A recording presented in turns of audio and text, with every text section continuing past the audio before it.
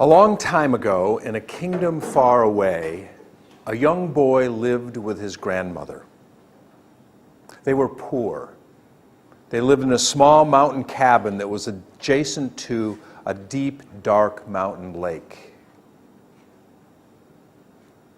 The boy was an orphan.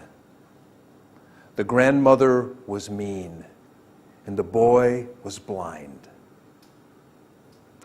One day the grandmother said, "Boy, hurry, come quickly. Grab your father's bow from over the mantel. Hurry, boy."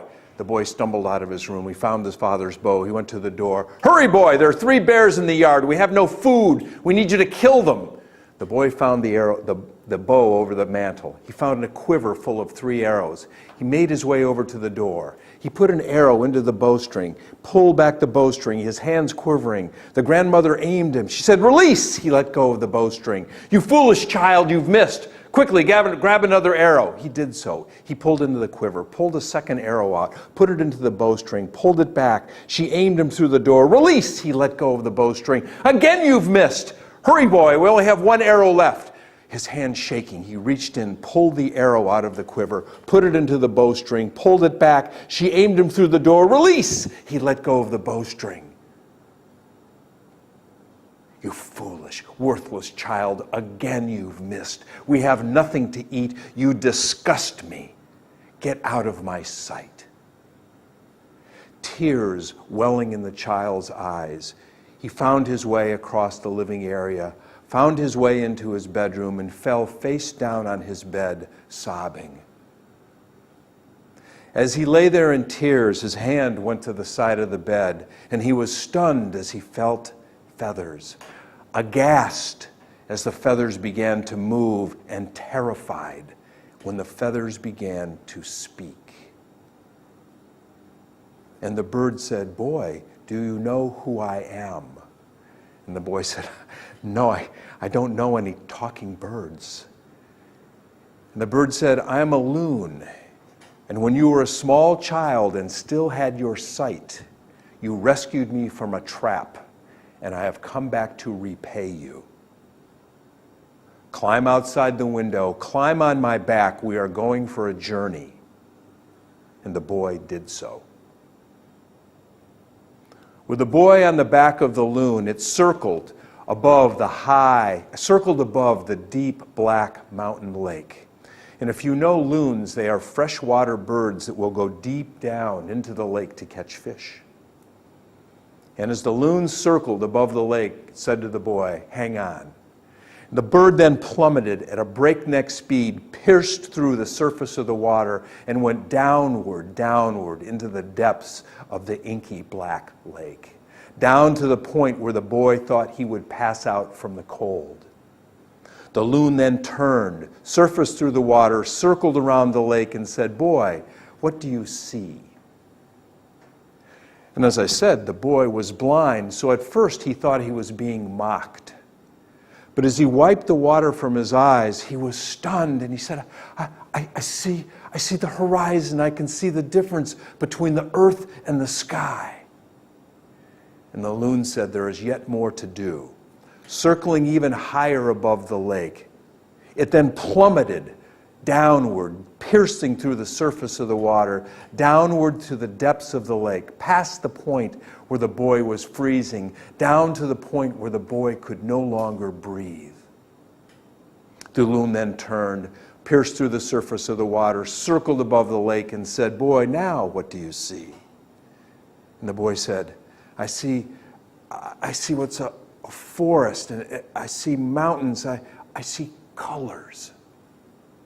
And the loon said, "There is yet more to do." Circling now at a dizzying height above the lake, to the point where the boy could hardly breathe from the altitude, one final time the bird dove deeply down, piercing through the surface of the water, down to the depths of the lake, past the point where the boy was freezing, past the point where he couldn't breathe, down to the point where the boy thought he would die. And the loon kept going, down to the very bottom, the depths of the lake, where the boy totally surrendered himself to the loon. Again, the loon went through the surface of the water, circled around the lake, and said to the boy, "What do you see?" And the boy said, "I see a herd of 287 elk. I see a grove of 395 aspen trees, and I see individual blades of grass." The loon then circled around the lake, came down, and landed adjacent to the small cabin where the boy lived with his grandmother. And one final time, the loon asked the boy, "Boy, what do you see?" And the boy sighed deeply. And he said, "I see my grandmother in the yard with 3 dead bears with arrows in them."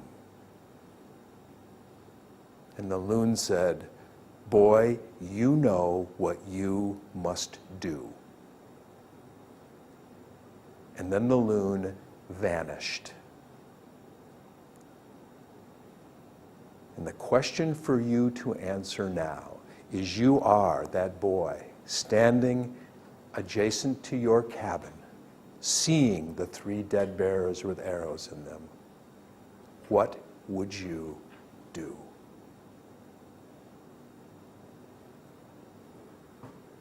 Stories like this are a metaphor.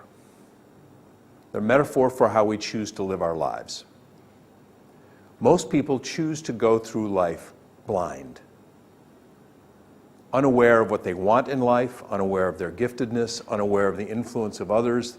They're essentially reactive to the world. Further, they don't know themselves very well. So the metaphor of the lake is those parts of ourselves which we have not explored, the parts of ourselves we deny, pretend aren't there. And as we go into those depths, it's cold, it's scary, it can be painful. Much of our upbringing says, "I don't want to go there." And so we'd rather get out of the lake and stay on the side blind. To go into that place of pain, fear, the unknown, requires a guide, someone who cares deeply for us, which is represented by the loon. And the deeper we go into our own self-exploration, figuring out who we are, what we want in our lives, what we believe in, into that scary terrain, the more we need to surrender ourselves to one or more guides in our lives. It might be our parents, it might be teachers, mentors, perhaps people in this room, whom we feel safe enough to share our aspirations, our fears, our longings, what sometimes we call our shadows. And the deeper we go, the more clear it becomes. There's a risk with the clarity. The risk is, do you really want to know? Because if you do have that clarity on who you are and what you really want in your life, are you then prepared to act on it? Especially if it's different from what your family of origin, Taylor's University, the rest of the world wants for you. And many people don't want to know. And it takes risk to go into that place and risk to step into your place in the world.